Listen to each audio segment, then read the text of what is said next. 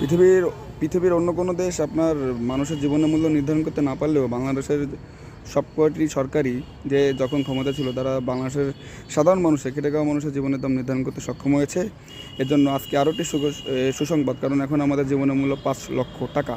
আগে ছিল আপনার 20,000, 50,000, 1 লাখ। সাধারণ মানুষ মারা গেলে কোনো দুর্ঘটনায় যদি সরকারি প্রকল্পে ধরেন হাতুড়ি পড়লো আপনার মাথায়, বা স্পান পড়লো মেট্রো রেলের, বা ওই যে ব্যারিং পড়েছে, ব্যারিং প্যাড গতকালকে, তার জন্য সরকারের এক মন্ত্রী তৎক্ষণাৎ ঘোষণা করেছে 5 লক্ষ টাকা, এবং তার পরিবারে কর্মক্ষম কেউ থাকলে তাকে একটি পিয়নের চাকরি দেবে। মানে পিয়নের চাকরি ঘোষণা করেনি, এটা আমি বলতেছি। এই সাথে তো চাকরি পাওয়া যায় না বাংলাদেশে, লিঙ্ক ছাড়া পিয়ন ছাড়া হওয়া যায় না। পিয়ন হতে গেলে আপনার অনেক লক্ষ লক্ষ টাকা ঘুষ দিতে হয় সরকারি অফিসে।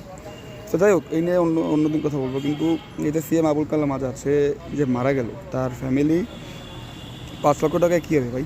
আমি বলতেছি না যে আপনি কোটি কোটি টাকা দিলে তার জীবনের দাম আপনি দিতে পারবেন, কিন্তু আমি ধরেন হাইপোথেটিক্যালি যে তার বয়স 40, আমি জানি না তার বয়স কত, সে আরও 20 বছর চাকরি করতো, ধরেন 60 বছর পর্যন্ত স্বাভাবিকভাবে চাকরি করতো।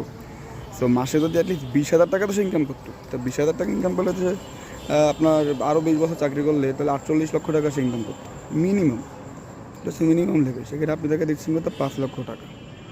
এটা ফাইজলামি ছাড়া কী ভাই? আর ইসলামী শরিয়া আইনে বলা আছে যে আপনি কেউ যদি দুর্ঘটনায় অনিচ্ছাকৃতভাবে মারা যায়, তাহলে আপনি 100টি উটের সমান যে সমপরিমাণ অর্থ সেটি তাকে দিতে হবে। তো 100টি উটের সমপরিমাণ অর্থ বাংলাদেশের টাকা এখন 25 কোটি টাকা, বুঝছেন? 25 কোটি কথায় আর 5 লাখ টাকার কথায় পার্থক্যটা বুঝছেন? এর জন্য তো আমরা শরিয়া আইন পছন্দ করি না, কারণ শরিয়া আইনে হচ্ছে ইনসাফ করা হয়েছে।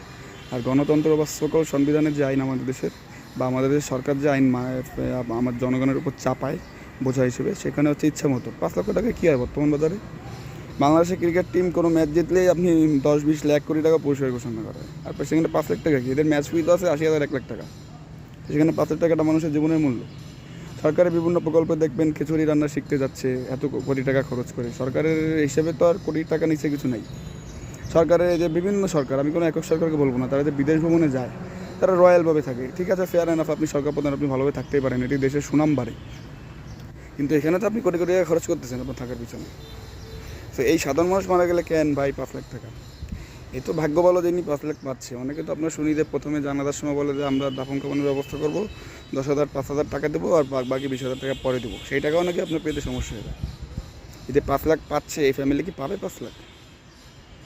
কত বছর লাগে আল্লাহ জানে। আর আমি বলবো যে ফ্যামিলির পক্ষে যদি সম্ভব হয়, টাকাটা আপনারা এই যে অ্যাডমিনিস্ট্রেশন আপনাকে দেবে তার মুখে থু দিয়ে এই টাকাটা ফেলেন। 5 লাখ টাকা কীভাবে ভাই একটা মানুষের জীবনে মূল্য হয়? বলেন কি যে আপনি খরচ করে নেন ভাই, টাকাটা আপনারা খরচ করেন। আর আল্লাহর কাছে বিচার ছাড়া বাংলাদেশের কার কাছে বিচার দেবেন? আল্লাহই বিচার করবে এদের।